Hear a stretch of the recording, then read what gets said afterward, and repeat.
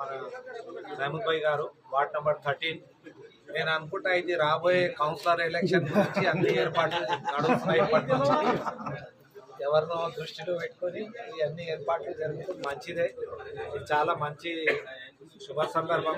ఈ వార్డు నుంచి చాలా మంది కష్టపడి ఈడ మహమూద్ భాయ్ గారు కానీ, జ్యోతి గారు కానీ, మరియు ఆమెర్ గారు కానీ, మరియు ప్రతి ఒక్కరు, భాను గారు, ప్రతి ఒక్కరు ఈడ వాళ్ళ కృషి వల్ల ఎక్కువ మైనస్ కాకుండా 20-23 ఓట్లు మైనస్ అని ఆడ అధికార పార్టీ కౌన్సిలర్ ఉంటే కూడా మీరు చాలా మంచిగా పనిచేశారు, హార్డ్ వర్క్ చేశారు.